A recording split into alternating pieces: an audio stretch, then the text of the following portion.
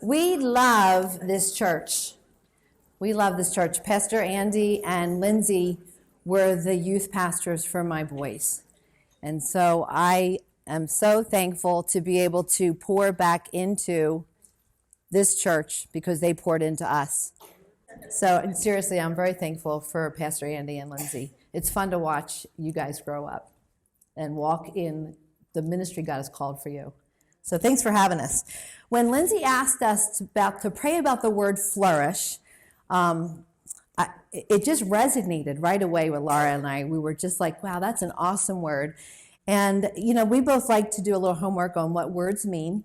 And we had just finished a Beyond conference for women in Wilmington that was about growth, about growing things. And we're back in that new season, right, of planting and pulling out and cleaning up. And I started focusing on definitions of flourish that had to do with vigorous growth that takes place when you create an environment that's favorable for growth. And I started thinking of this conference and what was God going to be working in our lives. And he asked a very pointed question. He said, Debbie, when did your life begin to flourish? When? And I answered a question. I said, when I had a breakdown at age 22.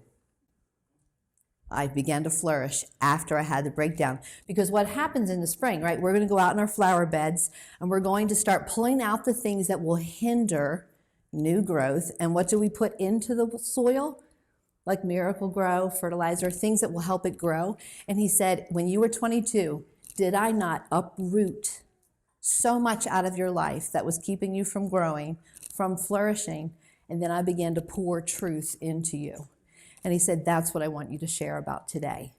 And so today, I'm going to be sharing a bit of my testimony with you. I have not done this in a group of women before. I did it with teenagers. And so this is a very transparent day for me. So will you put your hand up?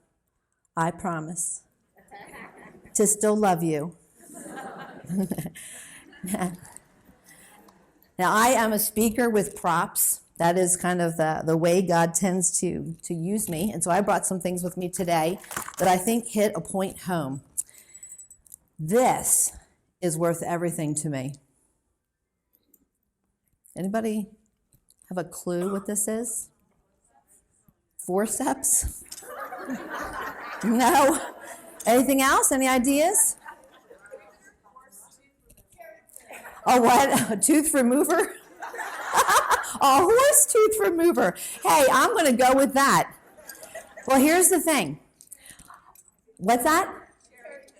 A cherry pitter. No. I paid $50 for this. And in a heartbeat, I would spend another $50 for it. Now watch why. When I met the person who has the patent, the designer, the creator of this, who thought about it, who named it, who gave it a purpose, I pulled out my phone to Amazon and it came in 24 hours. This is the Arctic Footer Ball and Ring Bunion Shoe Spreader. You were close, but you were off enough that you didn't get it. I have bunions on both feet that you could write a book about. I have a toe splint that I wear except to sleep on my right toe for a torn ligament. And now I have a hammer toe. I am the podiatrist's dream. Okay? And so I have this hammer toe on this left foot.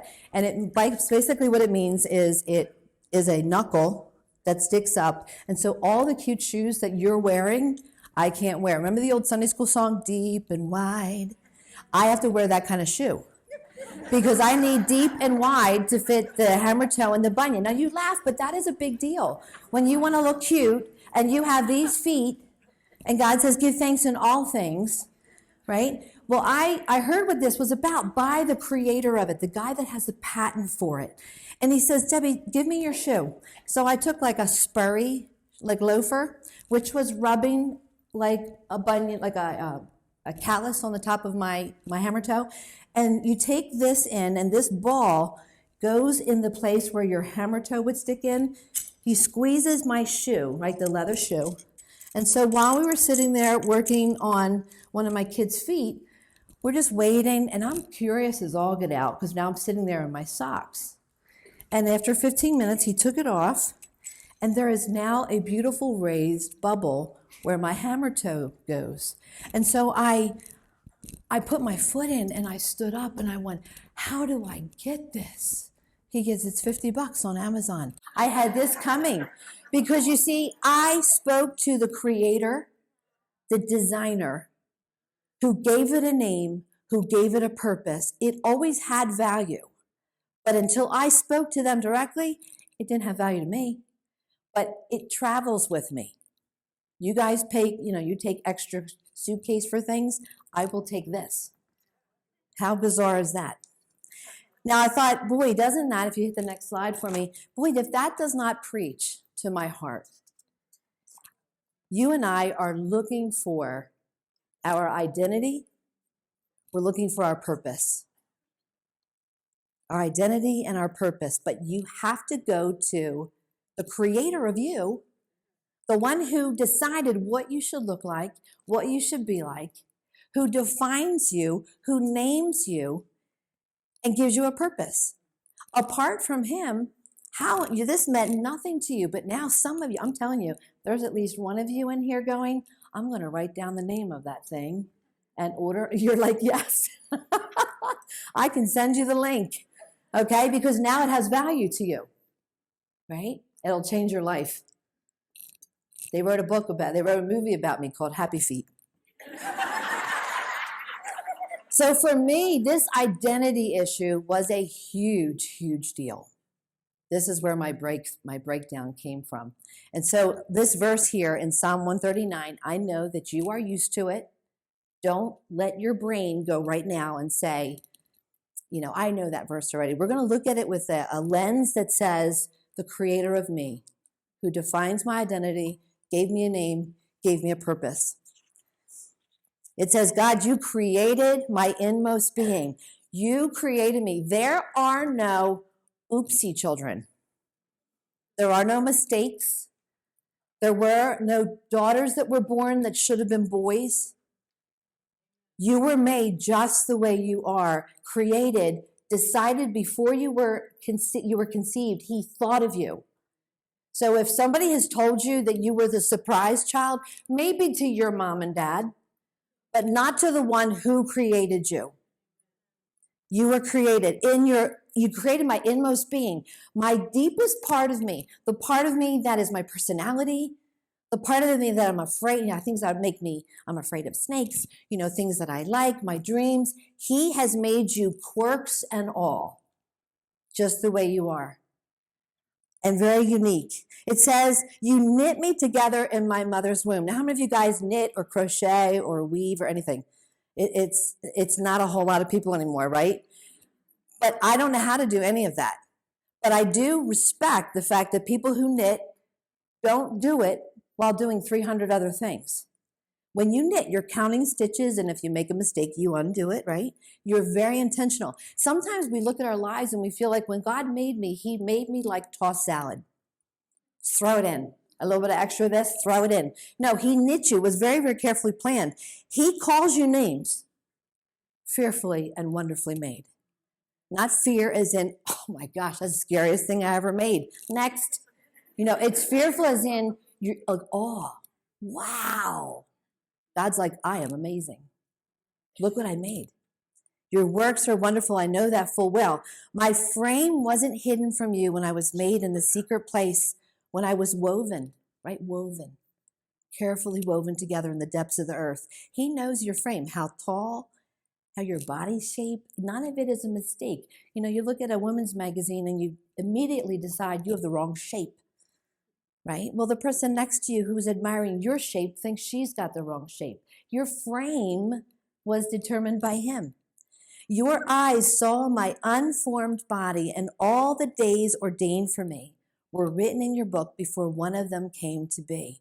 The purpose for your life and my life was decided before you were conceived. your purpose. Why do people end their lives? One reason is because they think they don't matter. Nobody will miss me if I'm gone.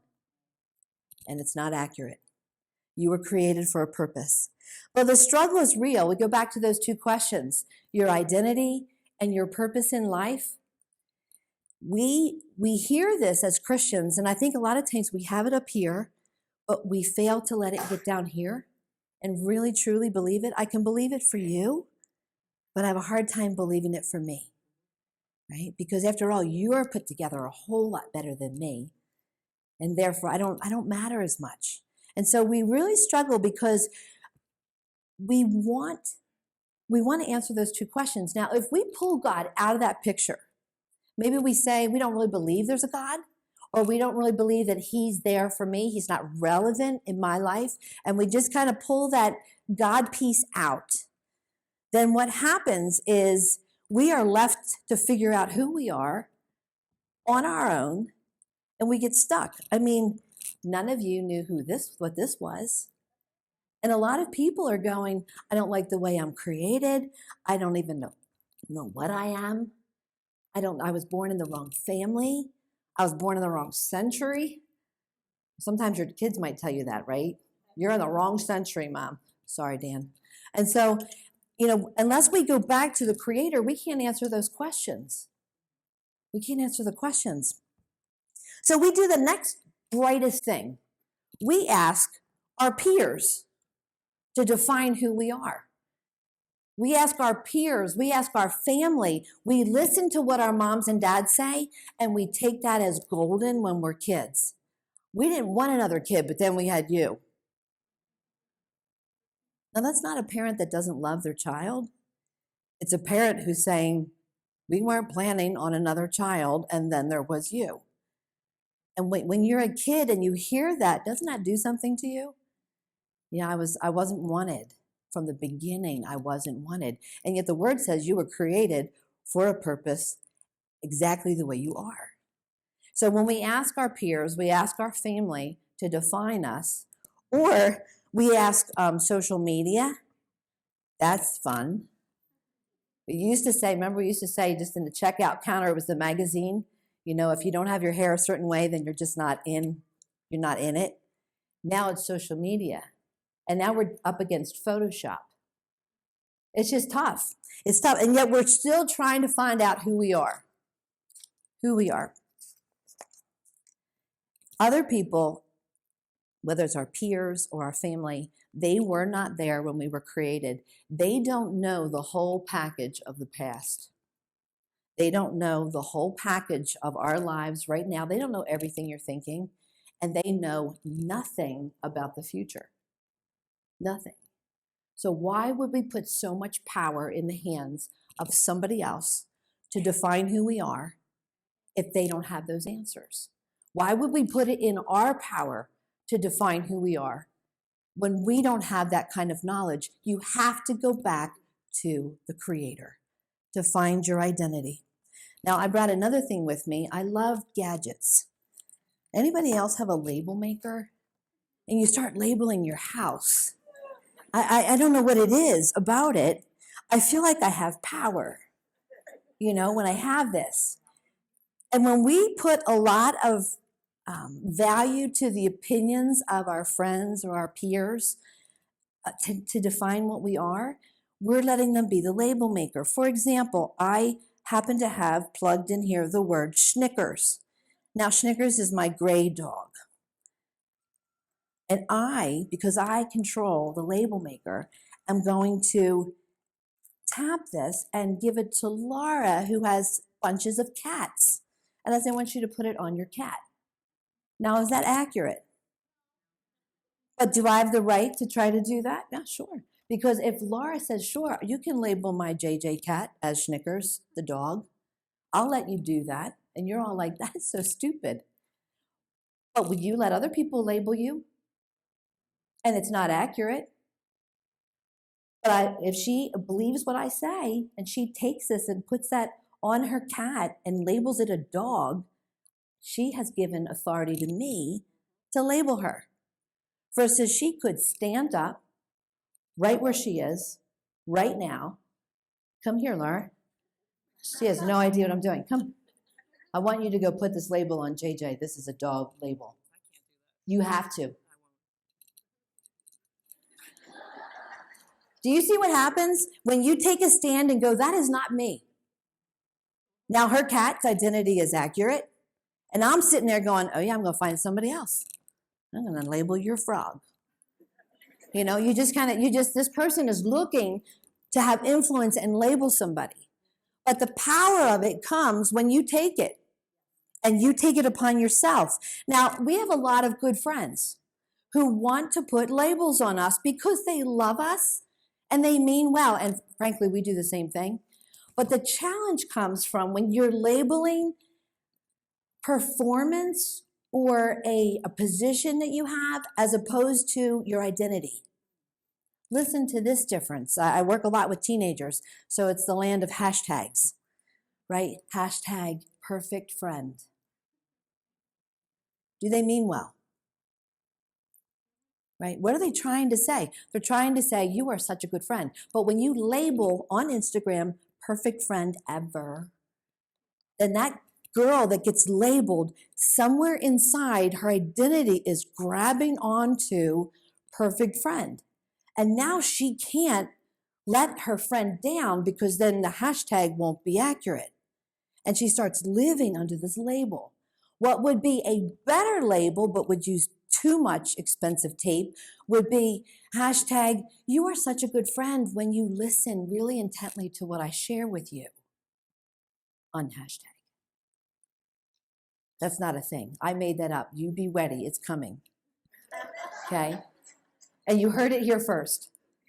It's different. There's like a behavior that I appreciate versus an identity. How about this? You are so gorgeous.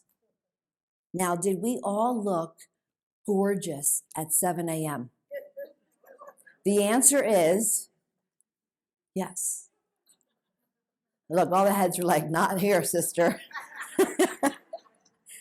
Okay, when you tell somebody that you're gorgeous, there is an immediate identity pressure to always look like you have your game on, right? Versus your smile lights up the room. Now you can smile at 7 a.m. or when you're looking good at 10 a.m. It's difference between identity as opposed to performance, what you do. On the flip side, a jealous woman, an insecure woman is a nasty woman. And so, oh boy, I've got a label for you. And they start throwing labels out there that, again, rivet an identity versus a behavior. You are such a liar. Identity. You lied, and that really disappointed me. Behavior. You're a failure. Identity. You failed at what you tried, but try again.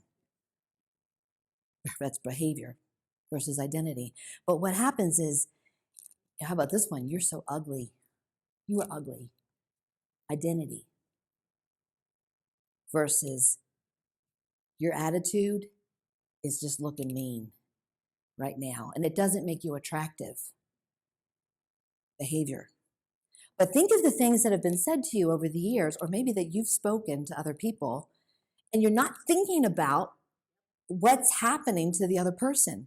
Or maybe you are walking around with a bunch of labels on yourself that you've been wearing. I am shameful.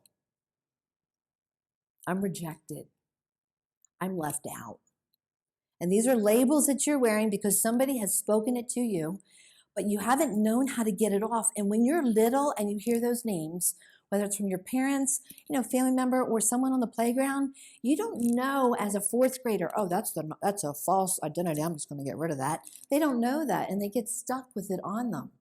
And you gather it over the years, and why can't I flourish? Because I'm wearing a bunch of yucky names. Yucky names. I've done this activity both with teenagers and women. I gave them all 3x5 cards. Write down the names that people have called you. I burst into tears when I saw them. They're horrible. These are mature women in the Lord who are still wearing those names. So write down some positive names about yourself. I had blank cards come back. I couldn't think of any. No one's ever called me a good name. I'm like, he has. He has. Yeah, but they're not paying attention to what God says, because the voice that was louder in their face was somebody who they gave control as the label maker. You want to flourish? We got to get them off. And some of them have been stuck on there a long, long time. But the blood of the Lamb will pull them off. And when you give power to what God says about you versus what others say, they fall off. And then you, what's our big word? Flourish. Now I want you to take a look at your clothes for a second. Find a label on your clothes. Everybody's like, where do I look? Don't look anywhere below the surface.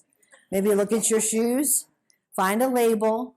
Maybe a tag. Maybe you have a tag on the back of your shirt. Maybe it's on your pocketbook. Okay?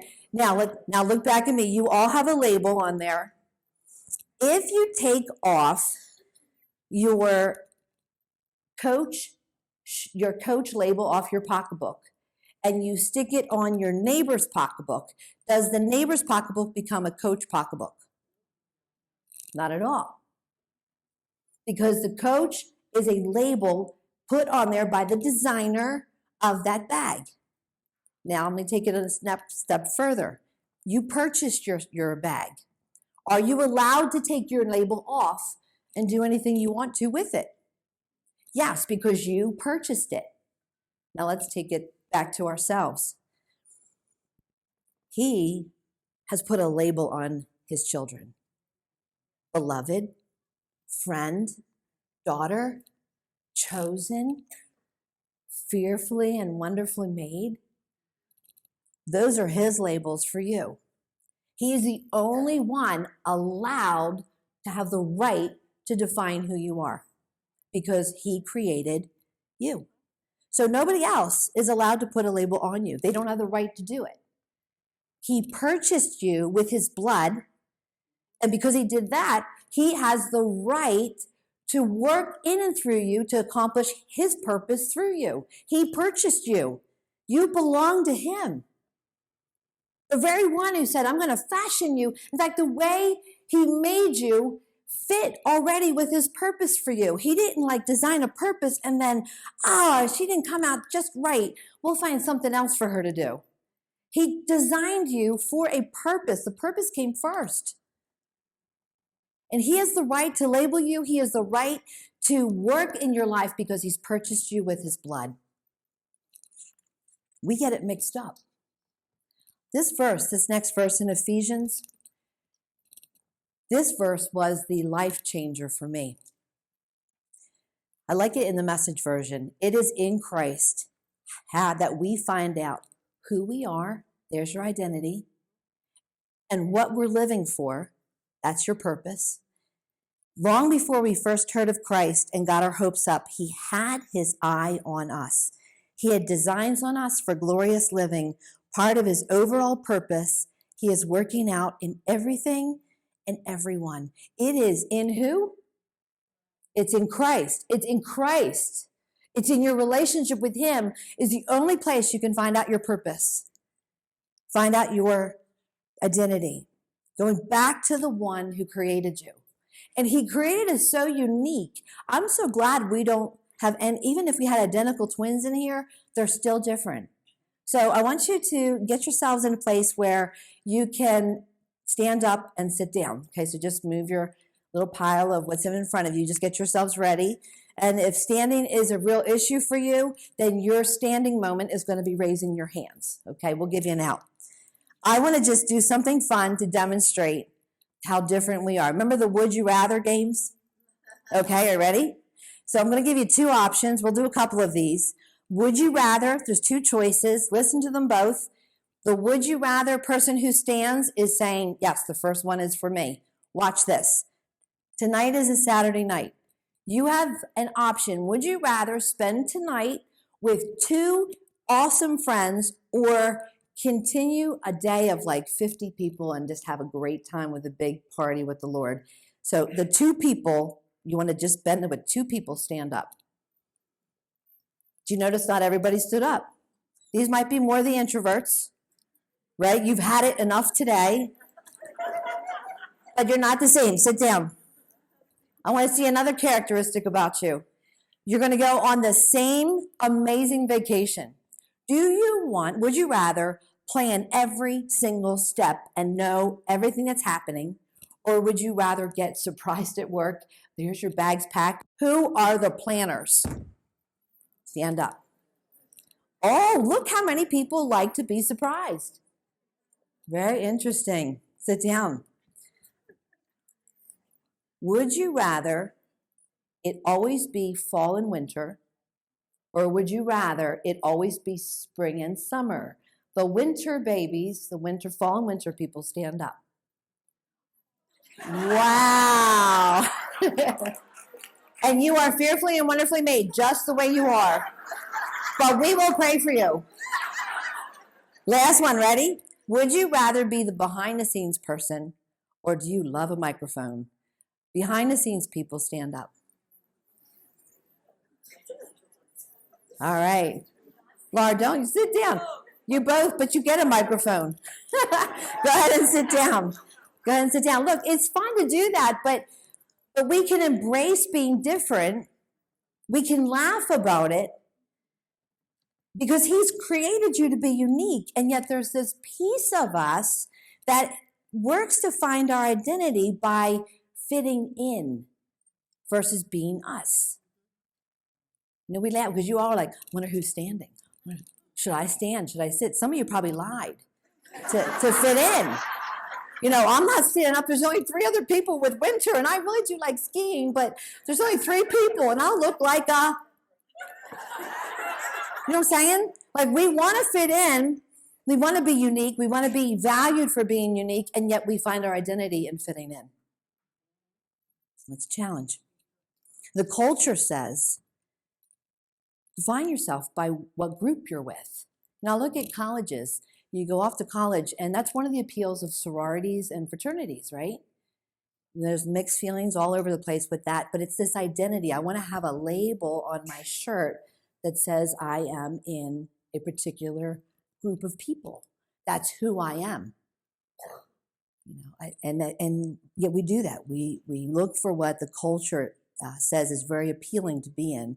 And again, if you pull God out of the picture and you don't let him define who you are, you end up putting a lot of control in the hands of other people. People that probably don't even love the Lord and don't really care about what's happening to you. And the consequences become pretty dramatic in our lives. We do this thing with putting masks on.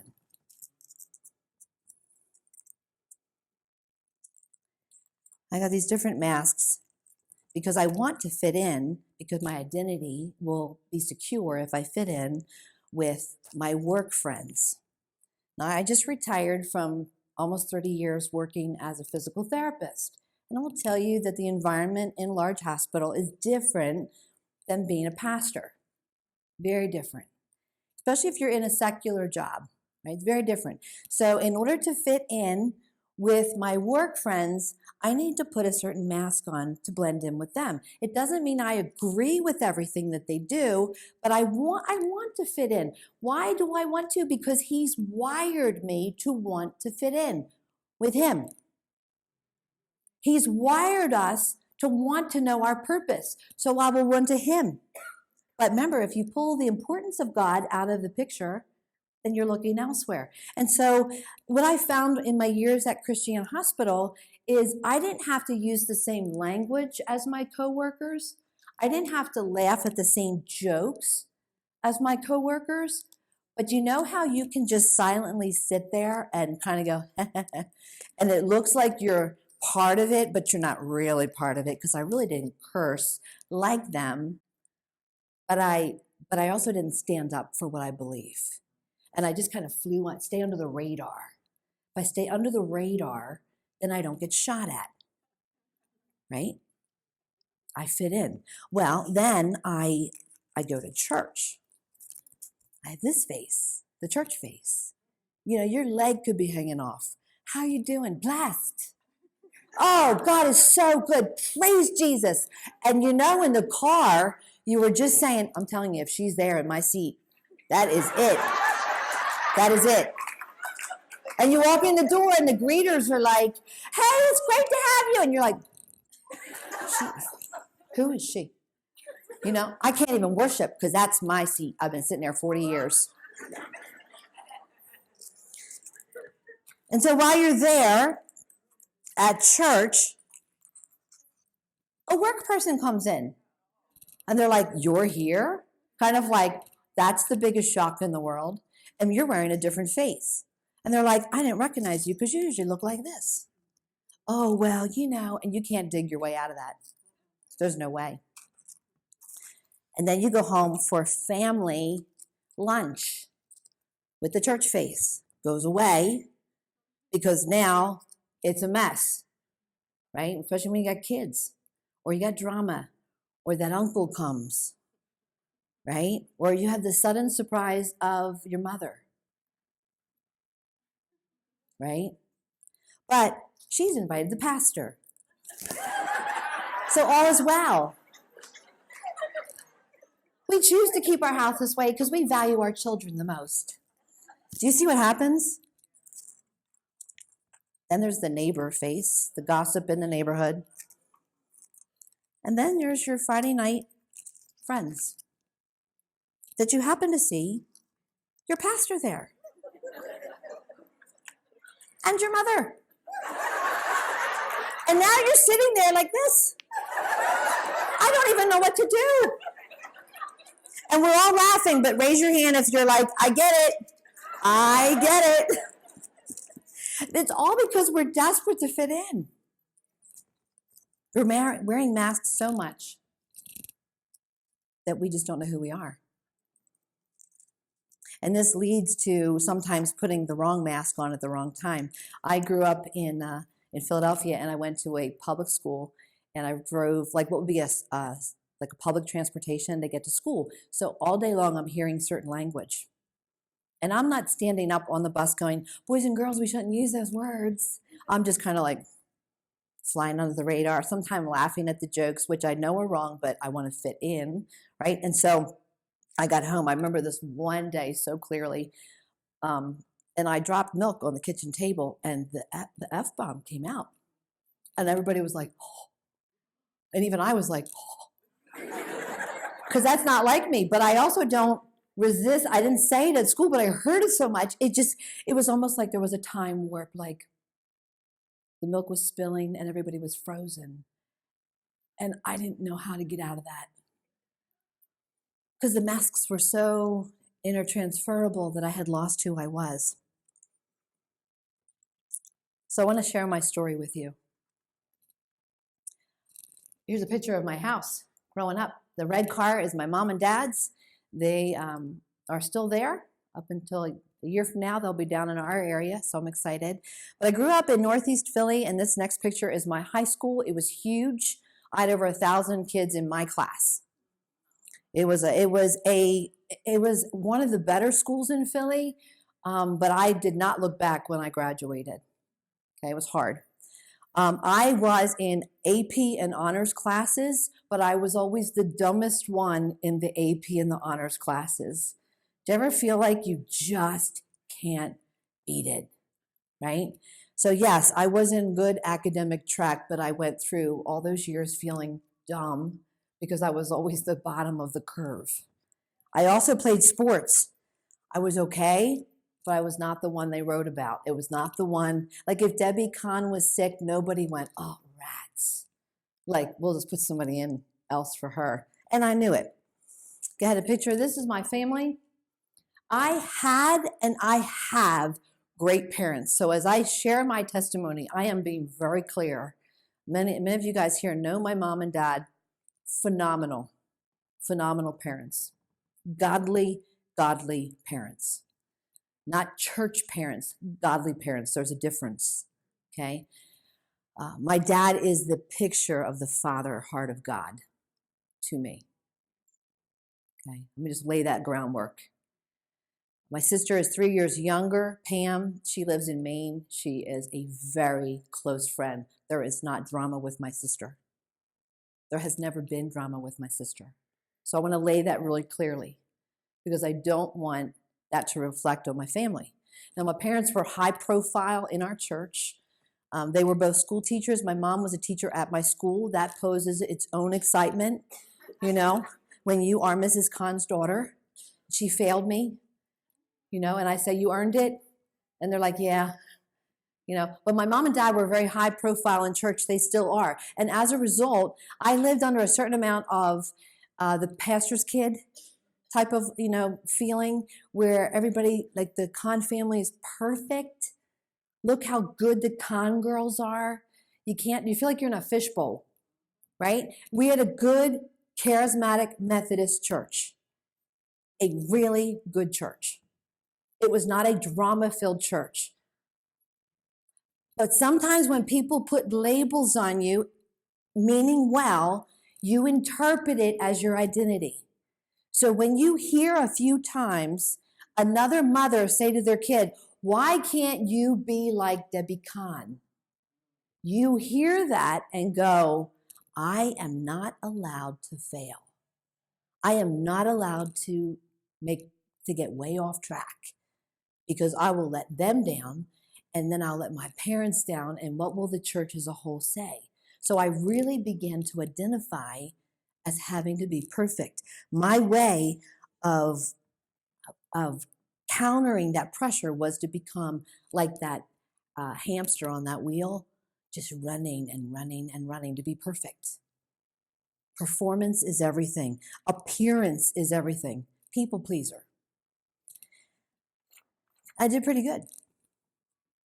My grammar wasn't as good. Did pretty well. Okay. Remember, I was at the bottom of the academic thing.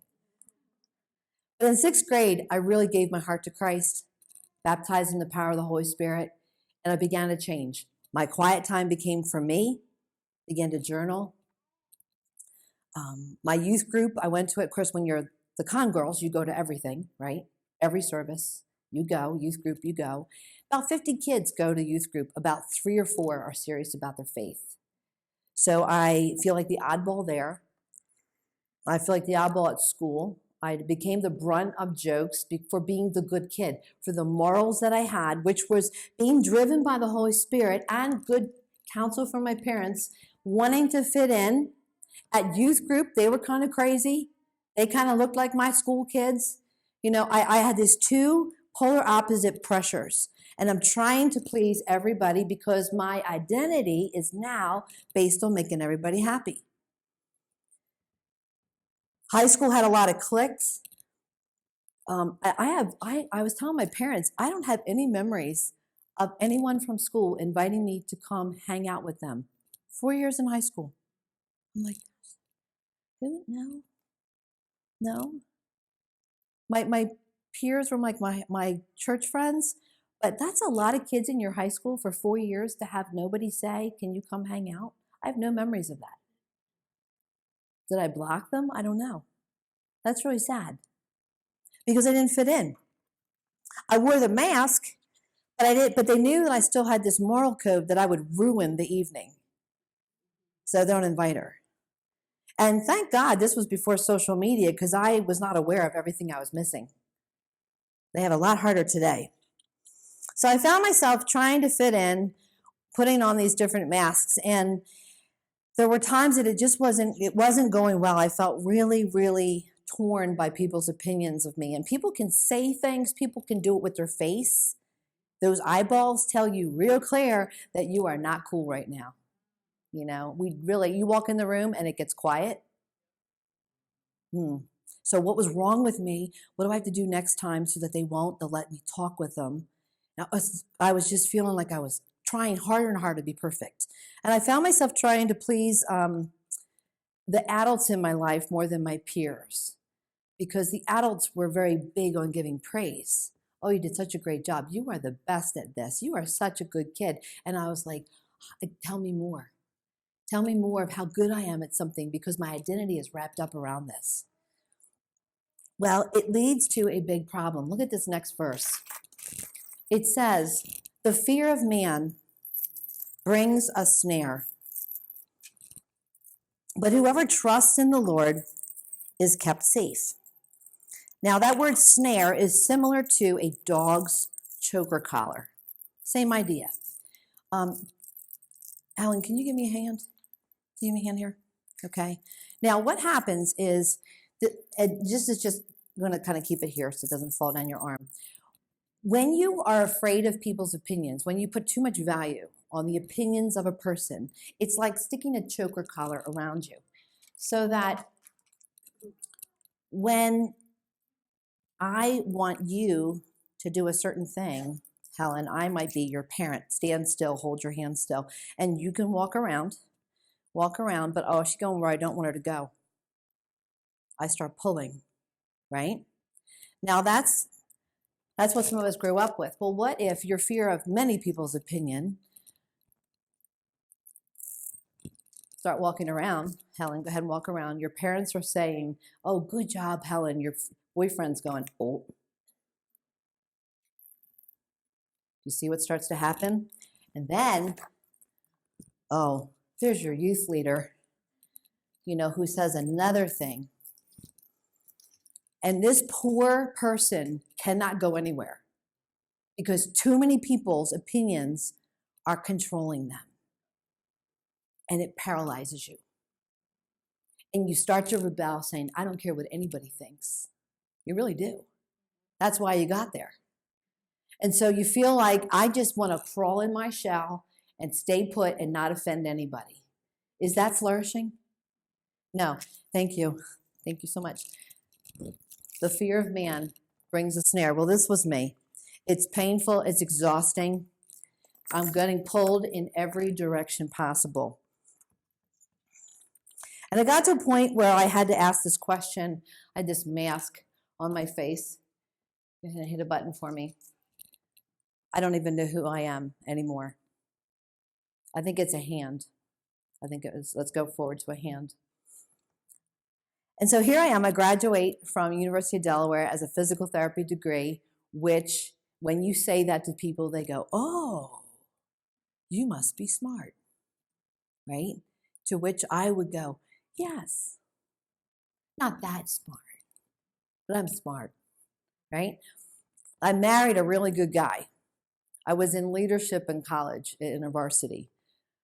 I played guitar. I led small groups. I was Kurt and Marge's daughter.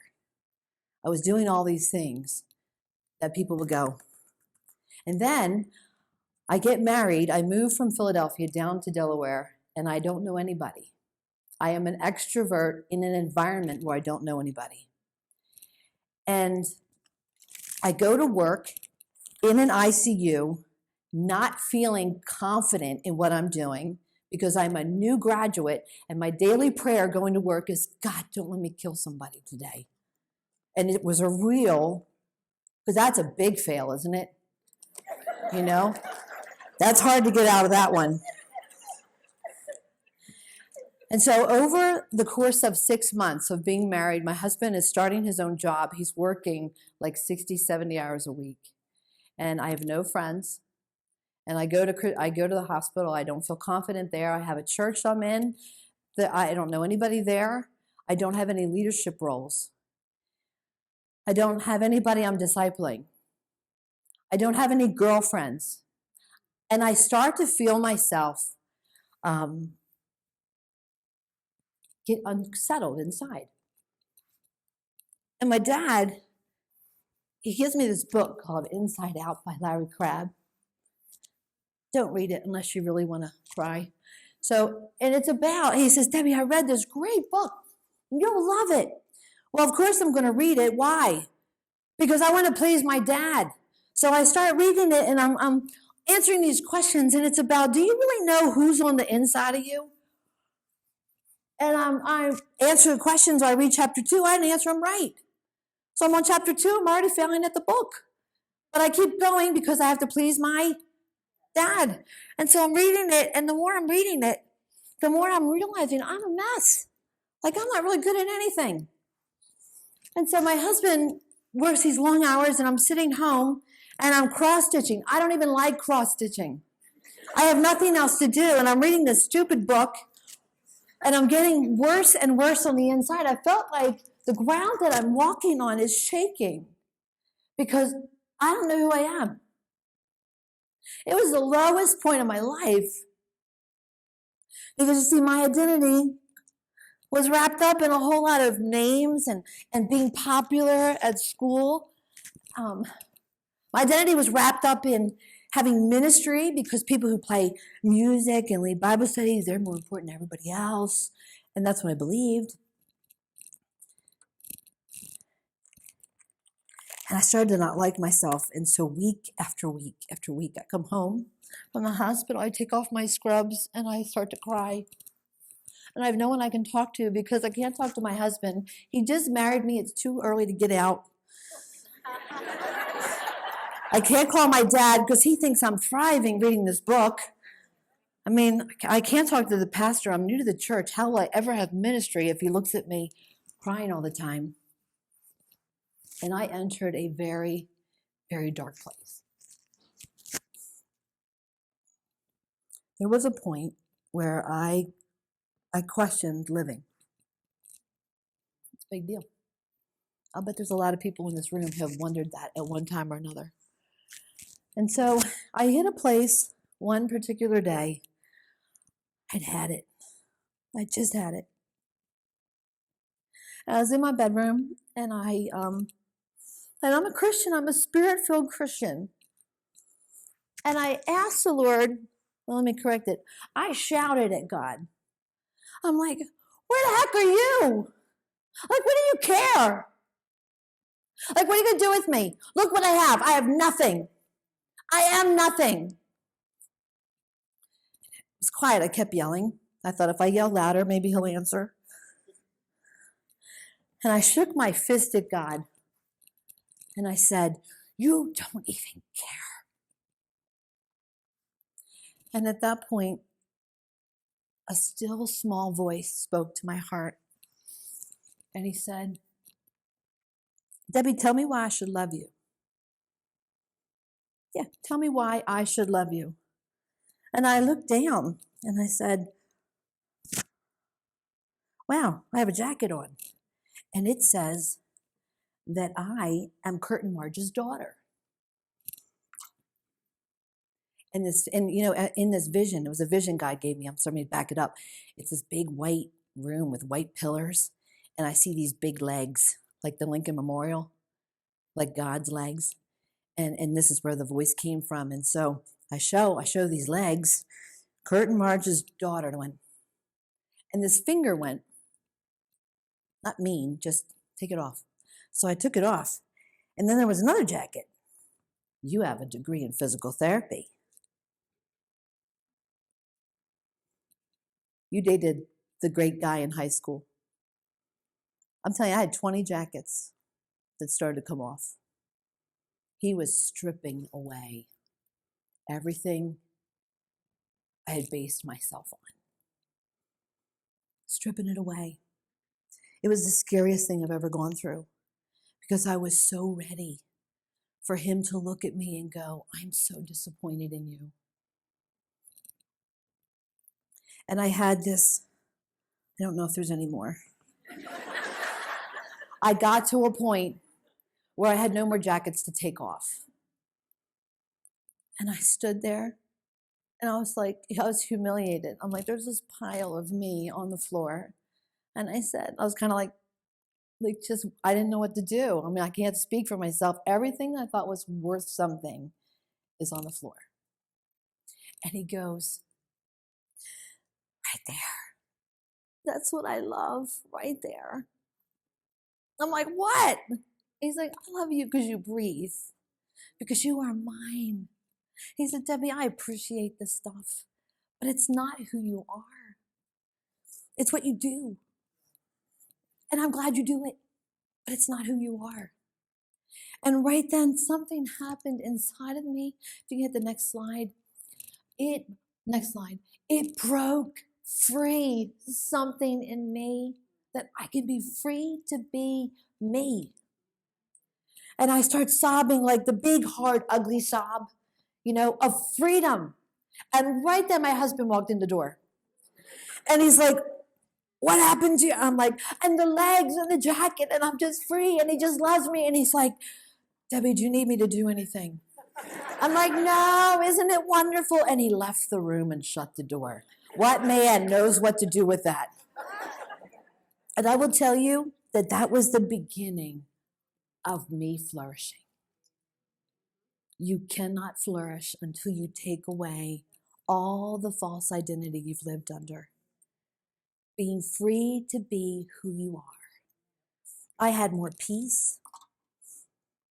I started laughing like real laughter, like not trying to fit in laughter, like belly laughter, where I didn't worry about these things anymore. I became more vocal in speaking up. If I didn't agree with something, I spoke up about it. I took more risks. When you're afraid to fail, you don't try many things. When you're afraid to fail, you sure as heck don't take your face off and pull your hair out in front of a bunch of women when you're afraid. But when you're free, God can do anything through you. If I have the praise team come on up. Look, I still care what people think about me. I do. I still care. But you don't own me anymore, right? I would like you to like me, but if you choose not to, I'm okay. If you want to sit with me at lunch and critique what you see everything now, go ahead. I'm not putting my face back on for you.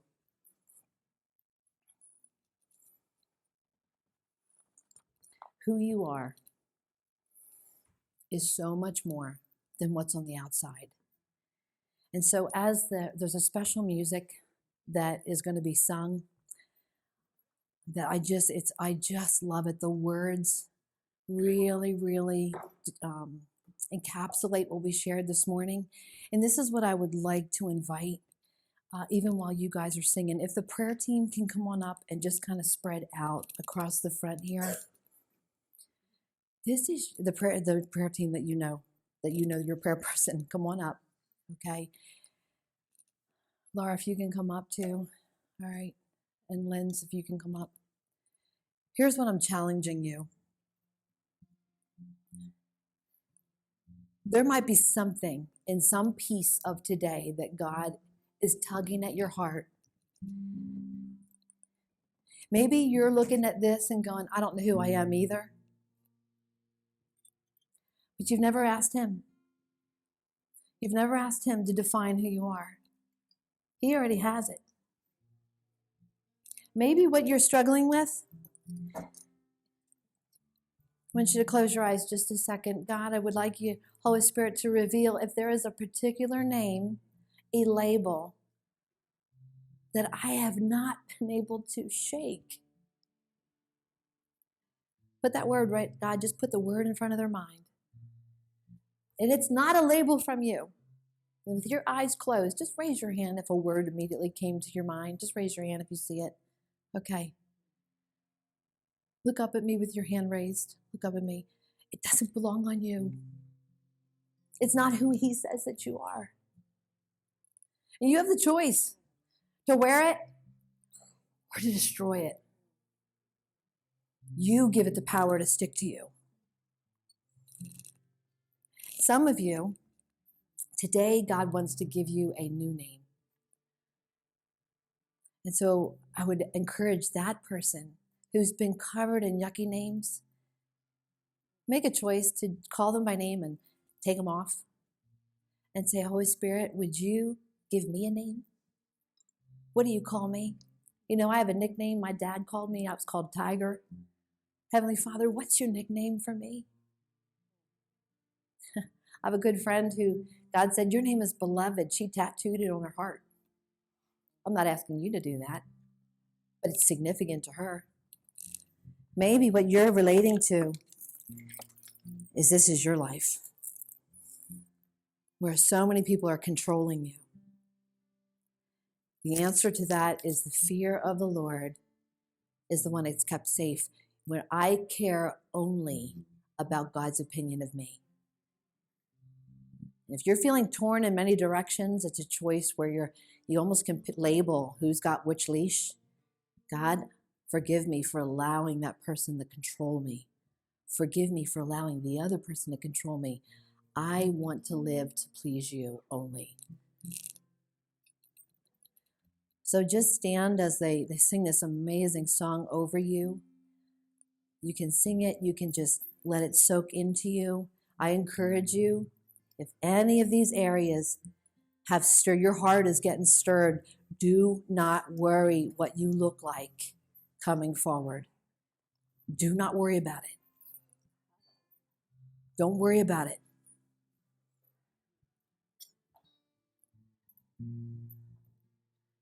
As you go ahead and sing, we'll come up for prayer. You can also just come up and kneel at the altars and do your business with God.